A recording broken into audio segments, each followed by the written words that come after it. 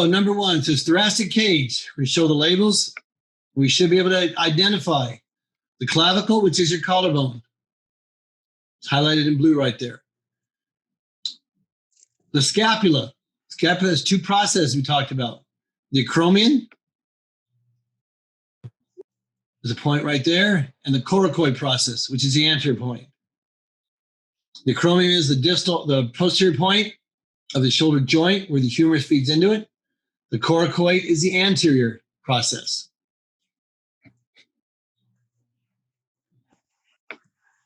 Okay. Posterior view of the thoracic cage. You have the clavicle, which again is the collarbone, connects to the clavicle connects what two bones together? We did that last lab.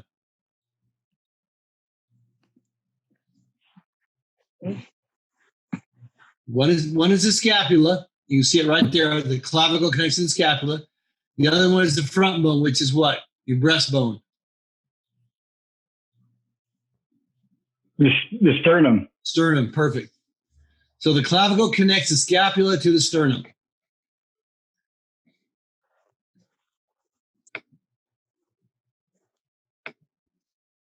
Okay.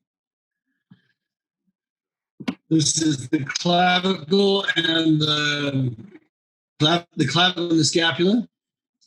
You can see the acromion, which is the point that makes up the joint with the acromial end of the clavicle and the scapula. You have the spine of the scapula, which is the edge. You have the supraspinosus fossa, which is one above, and you have the subscapular fossa, which is one below. You have the sternal end of the clavicle. You have the shaft of the clavicle. You have the coracoid process, which is the anterior portion of the scapula. You have the acromial end of the clavicle. And you have the acromioclavicular joint, which is where the acromion and the clavicle meet on the scapula. Okay.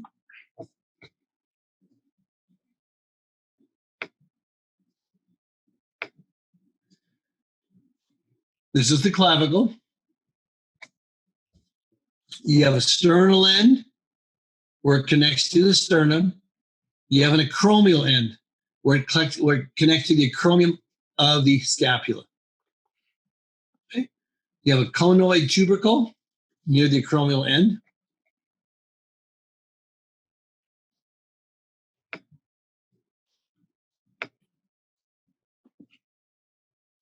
On number 5. This is the clavicle, the backside view of it. Again, you have the acromial end where it connects to the scapula, the sternal end, and the conoid tubercle, which is the bump near the acromial end of the clavicle.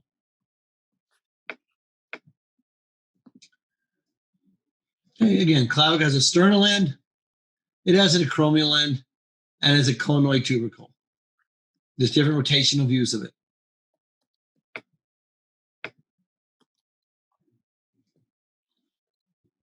Again, sternal end of the clavicle, tubercle, the bump there, and the acromial end, and the costal near the sternal end where it connects towards the ribs. You have the costal tuberosity on the underside of the inferior view.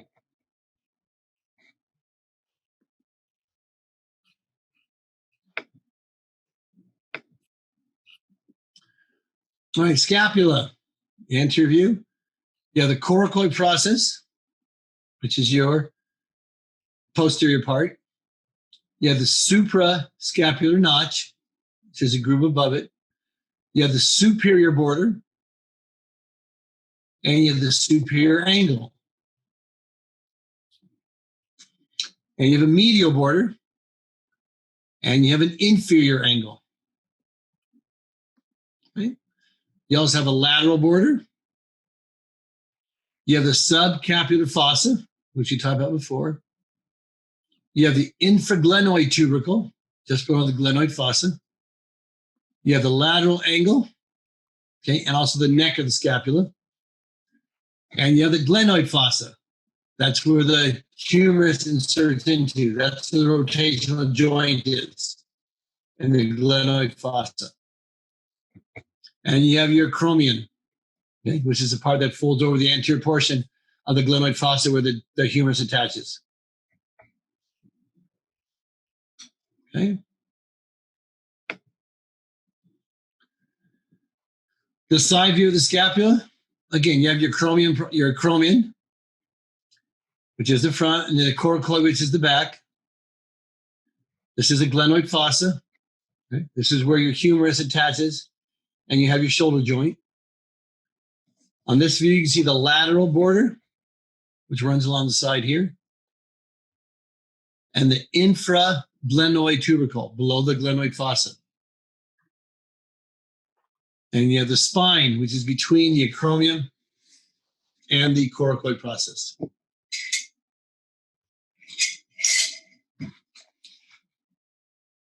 All right. Let's go this way.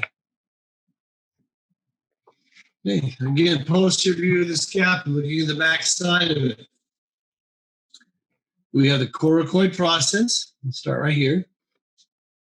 We have the acromion. We have the glenoid fossa. The infraglenoid tubercle, the tubercle below the glenoid fossa. The infraspinosus fossa, that's below the spine.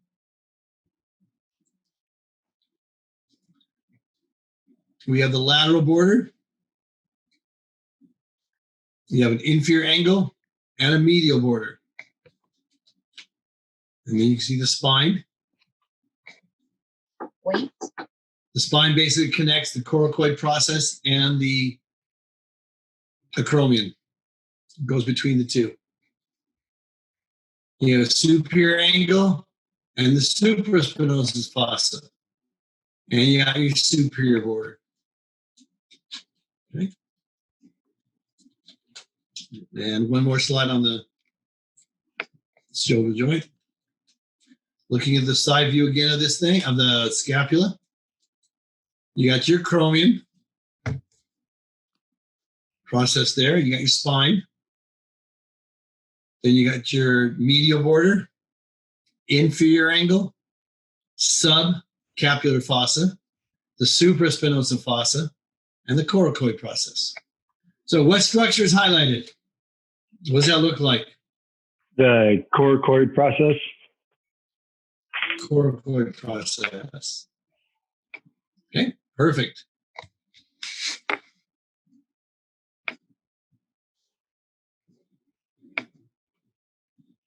Okay, what structure is highlighted? The criminal end. Yep, the acromion end of the clavicle, right? Yes. Okay. What structure is highlighted there? Then. The conoid tubercle. Yeah. The conoid tubercle.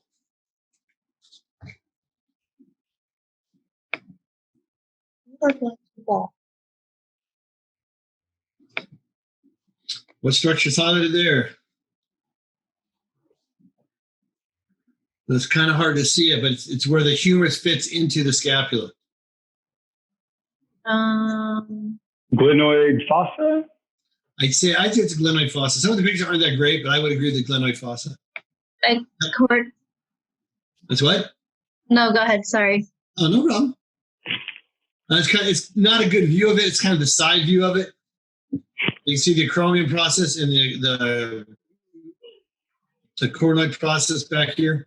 This is the glenoid fossa in between them there. What structure is that?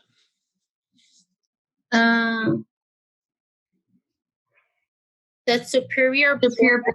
Yeah. Rear border. It's up on the top of the clavicle, of the scapula. Okay, perfect. Okay, what structure is highlighted there?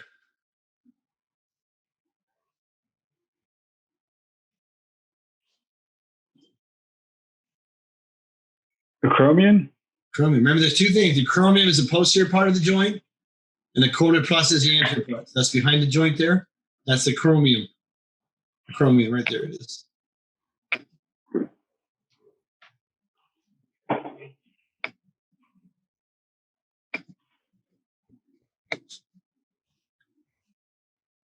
Okay, what structure is highlighted here? This is on the clavicle.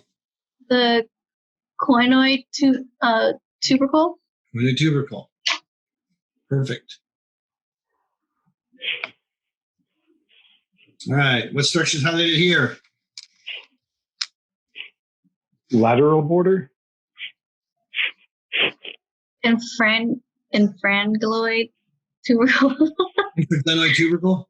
I can't see. Glenoid fossa up here. So it's either if it was the lateral border, I think it would be a little more, it's part of the lateral border, but I think it would extend down to here, the highlight, if it was a whole border. So there'd be a lateral border. So we'll guess to the infraglenoid tubercle. But it does highlight part of the lateral border also.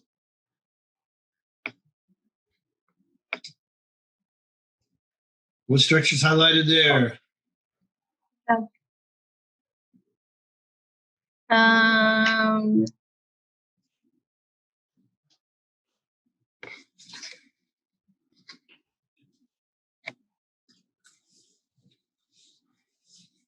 The spine. Spine. Very good. Perfect. What structure is highlighted here? The spine. Spine again. They like that one, don't they? And remember, the spine is between the acromion process and the coracoid process.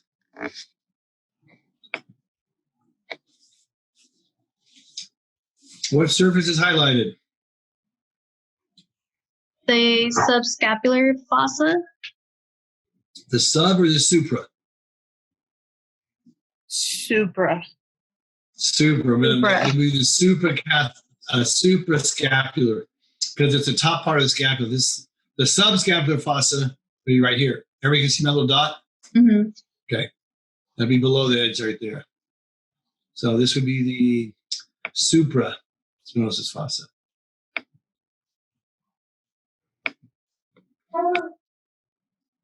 Okay. And what's that big area?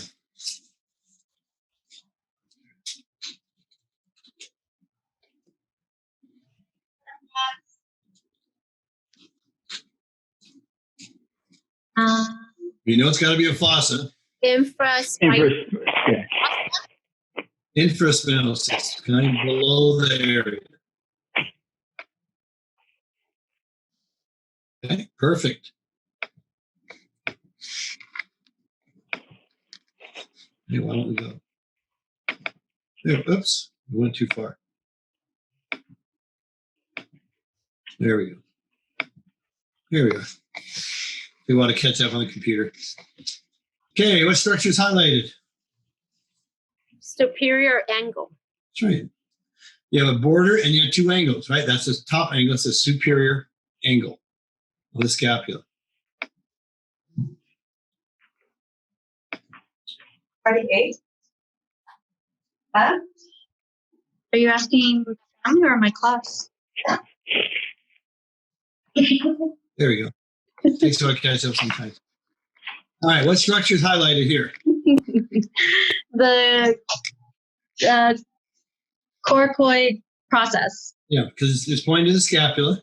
We turn off the highlight. You just point right to that bump there on the scapula near the acromial end. Okay, which is the coracoid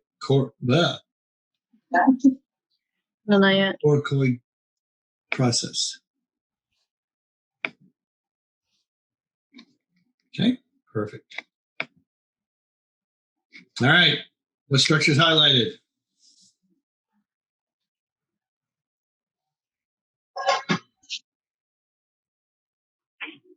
Acromion. No, the coracoid process. Coracoid process. Okay, you're looking at the back view of it.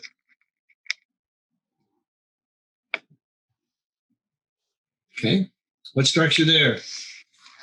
Supraspinosus fossa. Is it a fossa or is it on the border? I can't tell. I think it's the border, The border? the superior border. I think it's pointing to the border. I don't think it's pointing to the fossa. The fossa is below it. So I think it's pointing to the superior border. Yep.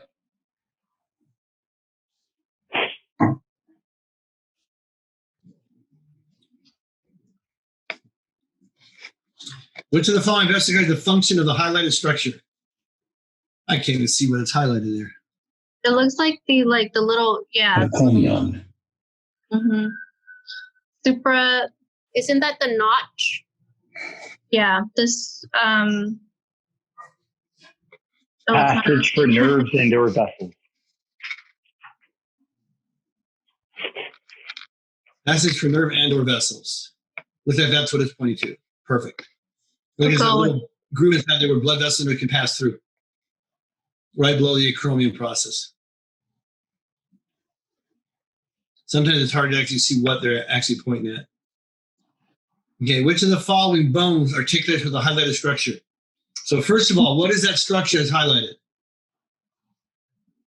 The The glenoid fossa. Glenoid fossa, perfect. Okay, what bone fits into the glenoid fossa? Humerus. Humerus.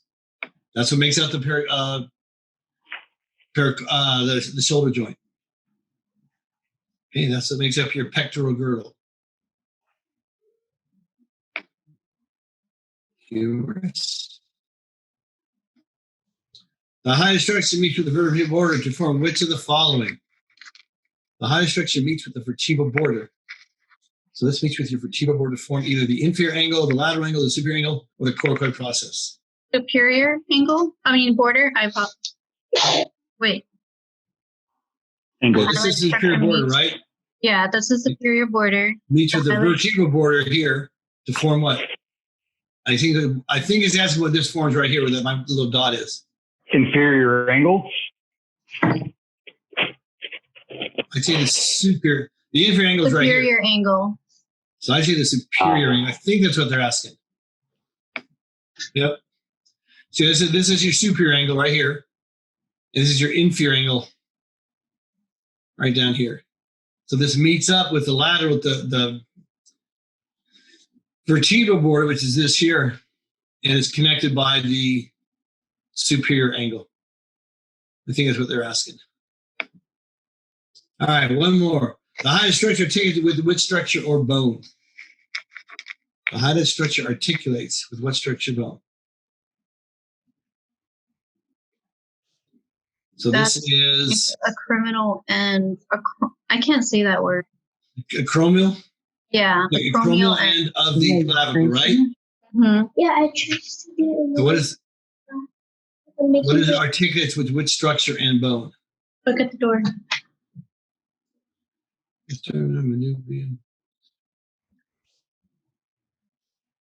Okay. So this articulates with what part of the scapula here? Either the coracoid process or the acromion of the scapula. Where's this joint right here? The acromion. The acromion of the scapula. Perfect. Upper limb. Upper limb consists of the upper arm, lower arm, and the hand. Okay, all the bones there. This is the humerus. Okay, let's show all our labels. And we'll go over all the parts of the humerus here. Okay, you have a lesser tubercle. You have the greater tubercle on the side, which is a larger, basically bump, and then the lesser tubercle, which is a smaller bump. You have the head of the humerus, and you have the anatomical neck and the surgical neck. Anatomical neck is anatomically, you look at the bone, you see it starts to expand. Surgical neck is where the bone will break, where you have the thinnest portion. That's the difference between them. So the anatomical neck is anatomically where the greater tubercle and the lesser tubercle in the head come together to stop being a large expansion. The surgical neck is where it would fracture, where the thinnest part it comes down to. You have the shaft of the humerus, which is the extension of the bone. You have the coronoid fossa. Okay. You have a medial epicondyle. You have the trochlea, which is the joint for the ulna. It's on the medial side. and you have the capitulum. The capitulum is the articulation for the radius. Remember, it articulates the radius and the ulna. Radius is the proximal side, as the lateral side. Ulna is the medial side. So at the capitulum, you have the lateral epicondyle above that, and you have the radial fossa, where the radial bone extends into the spine of the radius. Okay, you have the lateral supracondylar ridge, which is a ridge on the lateral surface. You have the deltoid tuberosity, where the deltoid muscle attaches to. You have an intertubercular groove, or sulcus, and that runs between the greater tubercle and the lesser tubercle. So it says an intertubercular groove or sulcus. Sulcus we go. So you have a greater tubercle, a lesser tubercle, and right between them runs the intertubercular groove.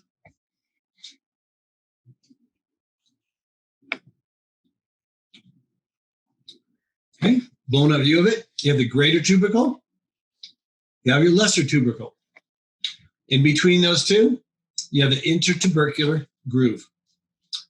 You have the head of the humerus. You have the anatomical neck. And you have your surgical neck.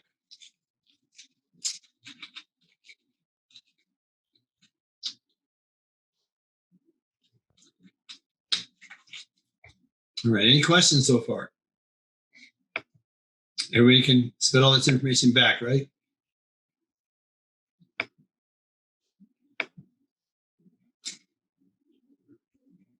All right, this is the end of the humerus, the side towards the elbow joint. Okay, again, if you look at there's two sides. There's always going to be a medial side and a lateral side. The medial side is where the ulna is going to connect. The lateral side is where the radius is going to connect. Right? So here's your coronoid fossa. Here's your medial epicondyle. And here's your trochlea, where the ulnar fits in. This is the capitulum, where the radius fits in. This is your lateral epicondyle. It's on the lateral side. And the radial fossa, where the spine of the radius slides up into. And you have your lateral supracondylar ridge.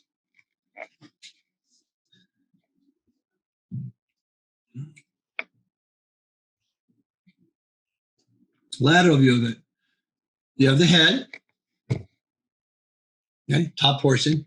You have the greater tubercle, the lesser tubercle, and between those two, you have your intertubercular sulcus. Okay, you have your deltoid tuberosity.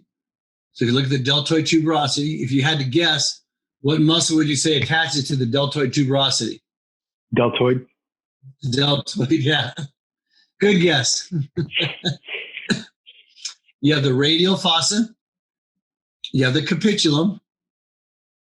You have the lateral epicondyle, the lateral supracondylar ridge, and you have the shaft. Shaft is the entire length of the bone. You have your surgical neck, your anatomical neck, and then the head of the humerus.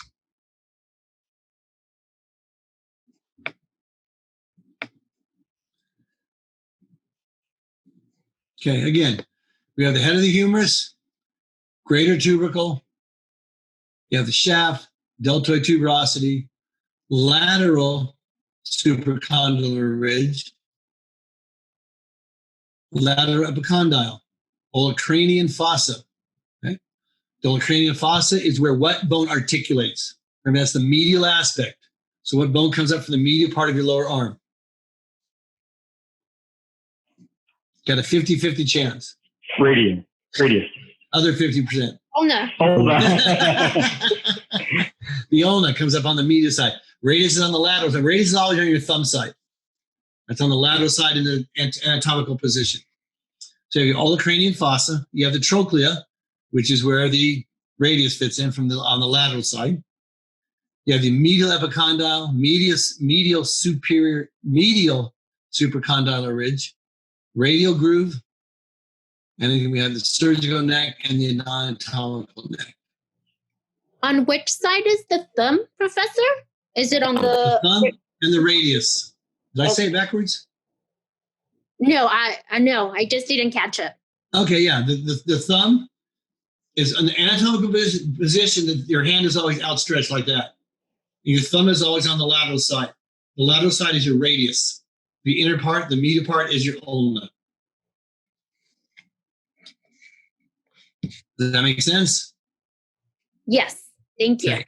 Perfect. Oh, no problem at all. All right. So there's the head of the humerus. There's the greater tubercle. You can't see a lesser tubercle here. But you have the anatomical neck, which is just below the head. So it slides around the head of the humerus. And then for the bone, at the beginning of the shaft of the bone, you have the surgical neck. So the proximal has a difference between the anatomical neck and the surgical neck. And at the base here, again, the lateral supracondylar ridge, the lateral epicondyle, and the ocranian fossa. And then the trochlea. Okay, medial epicondyle, medial supracondylar ridge.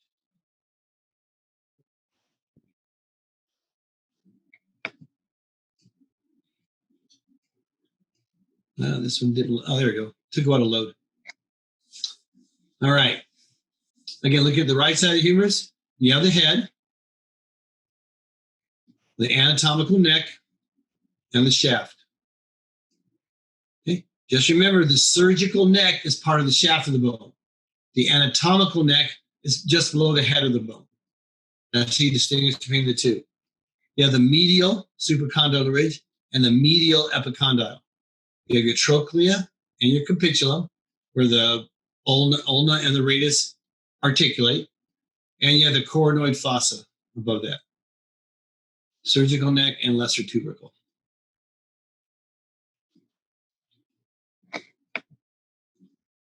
Okay, here's your articulation joint. Okay, this is where the humerus and the radius and the ulnar come together. So you have the coronoid fossa on the humerus still. You have the medial epicondyle of the humerus. You have the trochlea of the humerus. Again, the trochlea is on the medial portion. That's there's two fossas. Okay? The trochlea is on the medial portion of the humerus. The capitulum is on the lateral part of the humerus. The ulnar bone articulates with the trochlear fossa. The radial bone articulates with the capitulum of the humerus.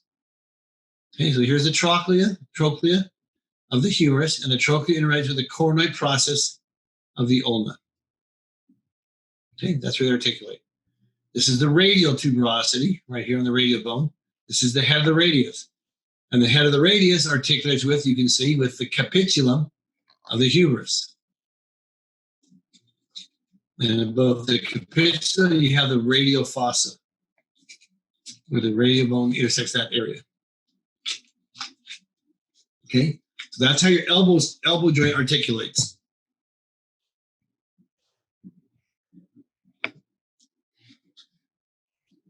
Okay, looking at the side of it here, the posterior view, looking at the back of it, you have the olecranon of the ulna that comes up. You have the lateral epicondyle of the humerus. You have the head of the radius and the medial epicondyle of the humerus.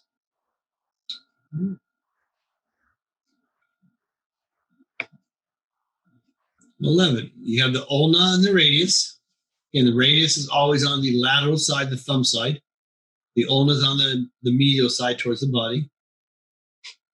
And you have the styloid process of the radius. Styloid process, just like on the skull. The styloid process is just an extension. So there's a styloid process of the radius, there's also a styloid process of the ulna. It's just an extension on the border of the bone. Okay, again, the ulna and the radius. You have the styloid process of the ulna. See the extension? Let me see if I can make it bigger here. You can see this little extension right here. Okay, that's the styloid process of the ulna. Okay, we look here. This is the styloid process of the radius. Again, you see that extension of bone right here. Okay, So again, your radius bone, your ulnar bone, and each one has a styloid process where it articulates. Styloid process of the ulna, styloid process of the radius. Again, just extension of those bones. The ulna, take a look at that separately. The ulna has an olecranon process on the top. Okay. It has a trochlear notch where it fits into the trochlea. It has a coronoid process, the shaft, and the head. Has an interosseous border. Okay. Remember, there's a interosseous membrane that connects the radius and the ulnar and the tibia and the fibula.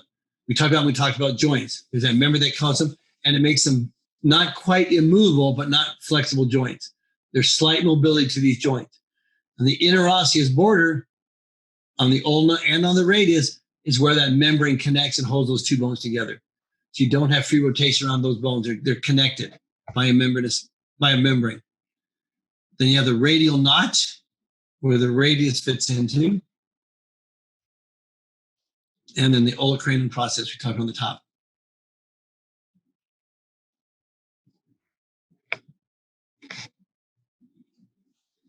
Okay. Again, looking at the ulna, on the side, you have the olecranon process. You have the trochlear notch, the coronoid process, and you have the radial notch.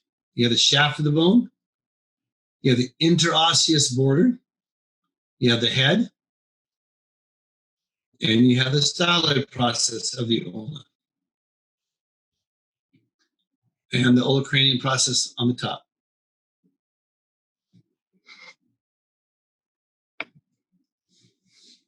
Okay. Lateral view of the ulna, the top of it. You have the trochlear notch.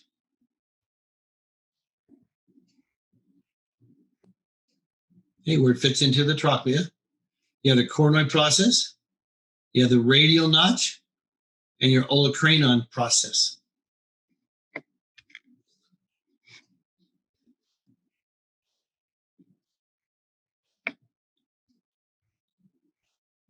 Okay, olecranon process again, the ulna. The interosseous border on the entire side of the shaft. The head, styloid process of the ulna, and the shaft.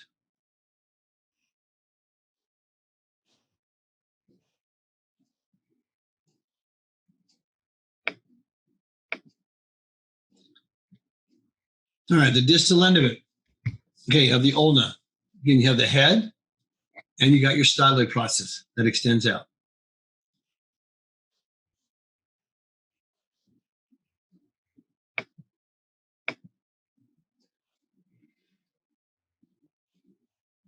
All right, medial view of the ulna.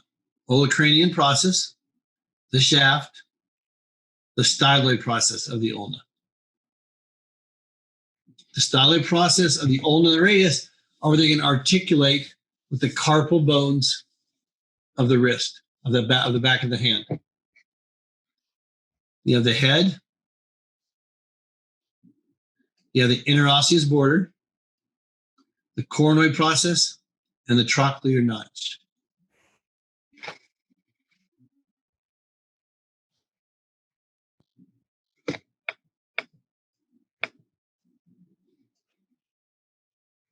Okay, radius. Let me turn these lights up a little bit here so you can see everything on there. Let me still going. Okay. This is our radius, anterior view. This is the head. This is the neck of the radius. You have the shaft and the styloid process. You have the interosseous border where it connects to the ulna. And you have the radial tuberosity.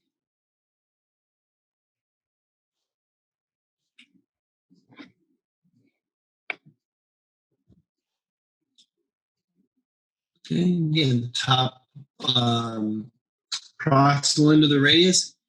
You have the head, you have the neck, you have the radial tuberosity.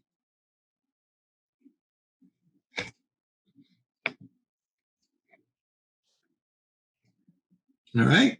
Looking at the lateral view, you still have the head and the neck,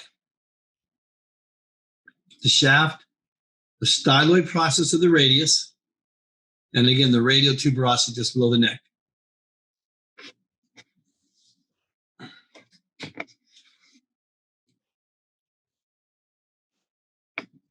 Oh, there we go. Bring that down.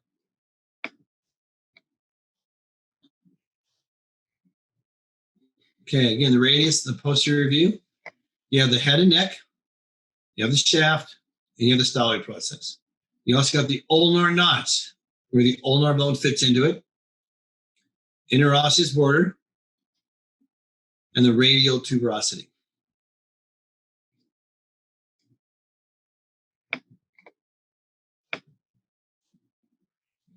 Distal end of the radius, you have the styloid process, which is your extension here. It's going to articulate with the bones in the dorsal part of the hand. And you have your ulnar notch, where the ulnar bone articulates.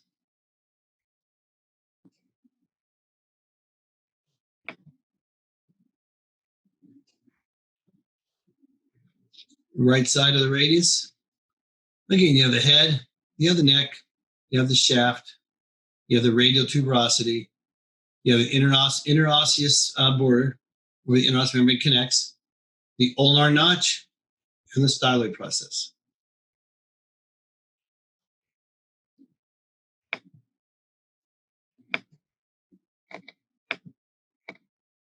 All right, base of the hand. Okay, on the hand, you have the metacarpal bones. These are the carpal bones up here, these top ones. Okay, below those, you have the metacarpal bones. There's 5 metacarpal bones. The thumb is labeled as number 1, then 2, 3, 4, and 5. The metacarpal bones connect to your phalanges. There's 3 phalanges for every joint except for the phalanx. Phalanx is your big thumb. It only has 2. Okay, so here's this is a proximal phalange, which is the one that directly connects or articulates with the metacarpal bones. So this is the proximal phalanges of each of the fingers, each of the phalanges. And then this is the distal phalanges. You can see the distal phalanges on the tips here. And on the 4 fingers, okay, not counting the phalanx, we have the middle phalanges. So you have the proximal phalanges where it touches metacarpal bones. You have the middle phalanges, and then you have your distal phalanges, all except for the phalanx, which has a proximal phalanges and a distal phalange. There is no middle phalanges on the thumb or the phalanx. Okay.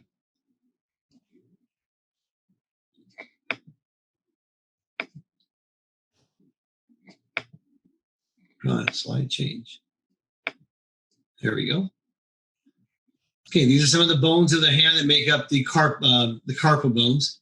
I will not test you on those, so you don't have to worry about memorizing them. Just know basically where they're located and what they do there. But you have the trapezium, scaphoid, capitate, lunate, triquetral, pisiform, hamate, and the trapezoid bone. Okay? Those are all carpal bones that make up the back of the hand. Okay, on the hand, it's the carpal bones. On the foot, it's the tarsal bones. Then you have your metacarpals. You need to know the metacarpals and how they're numbered. The metacarpal bone of the phalanx is 1, then 2, 3, 4, 5 across to the fingers. So there's your metacarpal bones. This is your phalanges. Okay, phalanges of digit 5. There is a proximal, a middle, and a distal phalange on all the fingers except for the phalanx. Here there's a proximal and a distal. Okay, and the phalanges are numbered, just as the metacarpal bones are numbered, the same way. The thumb bone, the phalanx, is labeled as number 1. Then the next finger is 2. So this would be the second one, then the third one, fourth one, and fifth one.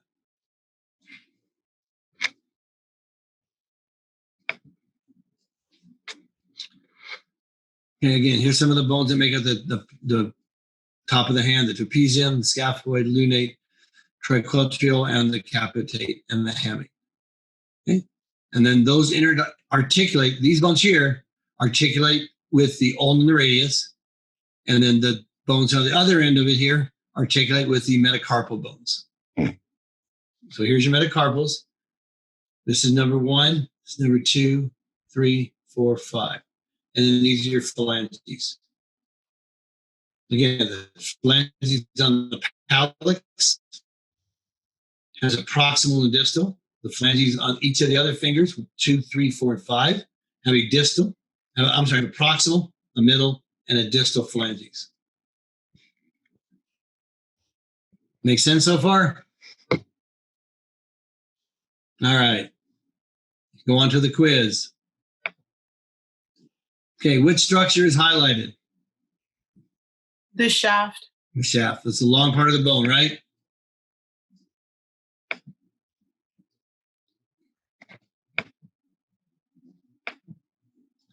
Which structure is highlighted here? That's one of the bones of the hand. I don't have those memorized either. That's what I expect you to memorize.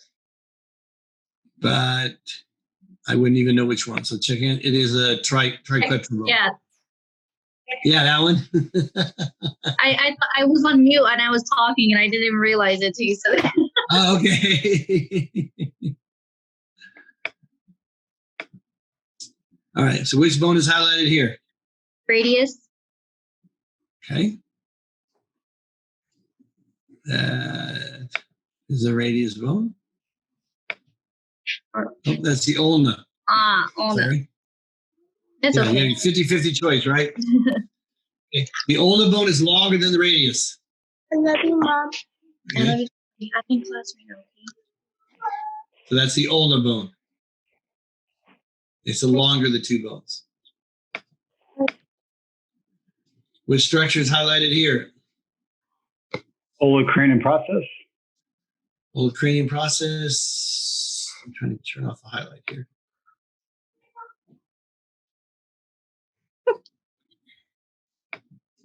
Looks like. So it's not the head. No, it's not the head of the radius. It's not the epicondyle of humerus either. Yeah, so it has to be the olecranian process. It's hard to see what that's pointing at and how the bones are connected here. Yeah, the Yep. It's just not the other ones. But sometimes it's hard to tell when the highlights run like that. The olecranian process is what it's pointing to.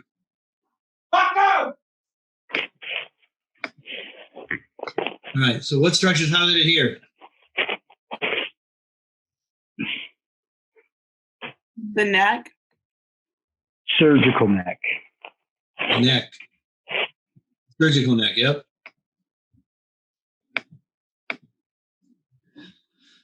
What structure is highlighted here? Trochlear notch. This is the, yeah. Trochlear notch. That's what it is. Okay, that's your trochlear notch. I can't. I'm trying to see what they highlighted here. Okay, so that bone's the ulna. Sometimes hard to tell you've got the diagram here. It's the inner bone, one medial. So that's the ulna. So that's the trochlear notch. Yep. What structure is highlighted here? Shaft. Shaft. That's the whole length of the bone. Yep.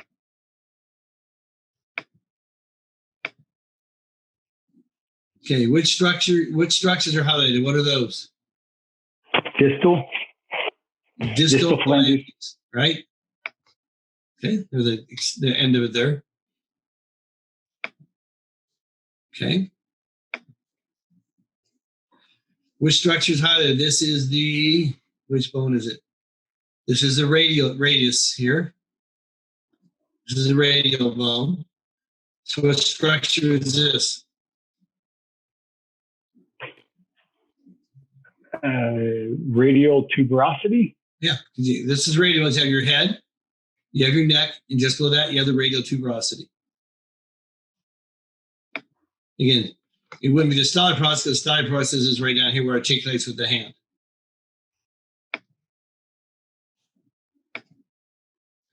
What structure's highlighted there?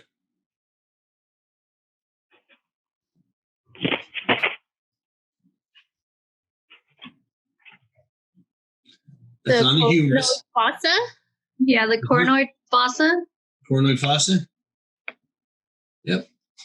And it's on the humerus.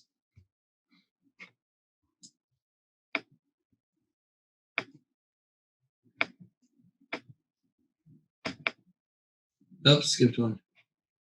Go back. Sometimes it doesn't respond very quickly. There we go. So what structure is highlighted? Which bone is this, first of all? So look at the bone here. So which one is on the medial side? The ulna? This is the ulna. So this is what structure is hide on the ulna right here. See, right there. Is it the head? Side process, interosseous border of the cranium process. Could be the head. Yep, perfect. The head of the ulna. Because, the stellate process is the extension down here. The interosseous membrane runs across the whole side. And the cranium process is on the top. Okay, perfect. It is the head of the ulna. The structure is highlighted here. Again, this is the ulna. Radial notch? Yeah, let's turn it off so you can see it.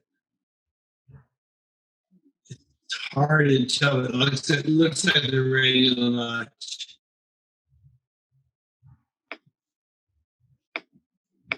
Nope. They call it the head. I was gonna say it The just radial notch looks fits like up in this area also. it just looks flipped. I thought it was the head. Yeah, it's the head of the ulna. I'm just trying to see if I can see the radial notch from, it's kind of covered. Okay, so they call that the head. Which structure is highlighted here on the side there? This is the humerus.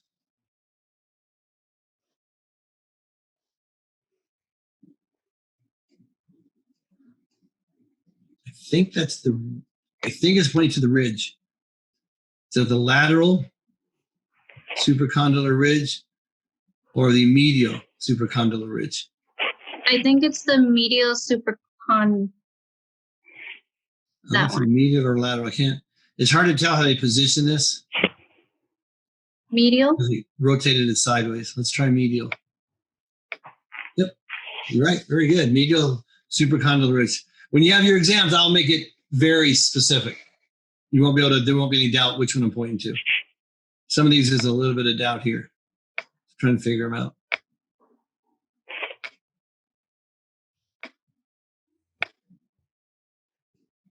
Okay, what structure is highlighted here?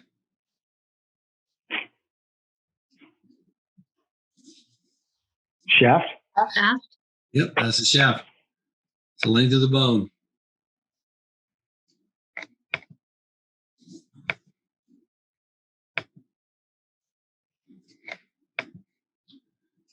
Okay. Yeah, this is a humerus. Which structure is highlighted here? The lesser tubercle. It looks like the lesser tubercle, which also could. I agree. Yeah, it looks like the lesser tubercle.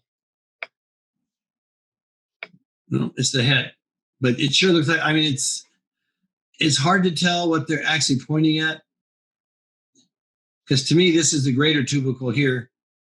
This is part of the lesser tubercle. The whole this. If they would have encircled this thing, like if they would have brought this around here, then it would have been the head. So I still stick with lesser tubercle so that you can see it right here. But like I said, on the exam, when I do it, there'll be no question about it, what they're pointing to. What structure is highlighted here?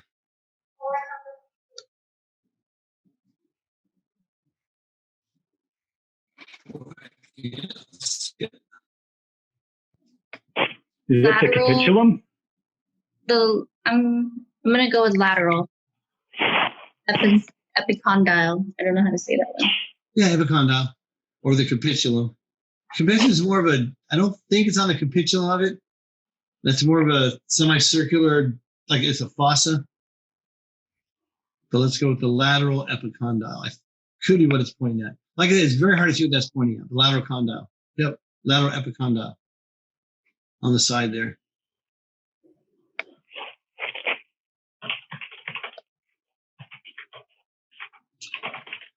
Okay, the highlighted structure. I'm going to turn the highlights back on so you can see it. The highlighted structure is a feature on which of the following bones? So basically, what bone is that? Humerus? Humerus. Yep.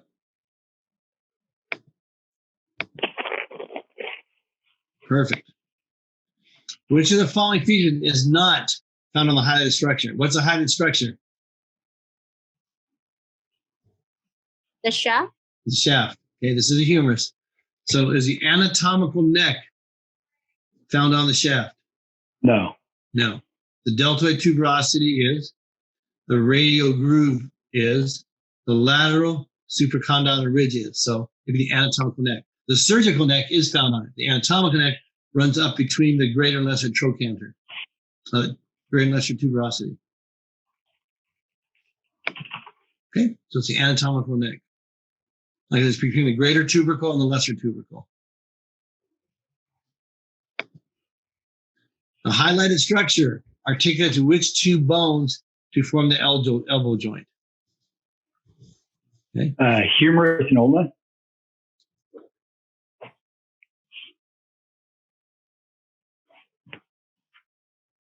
The highlighted structure, okay, they're highlighting the radius, so it would be the humerus and the ulna, right?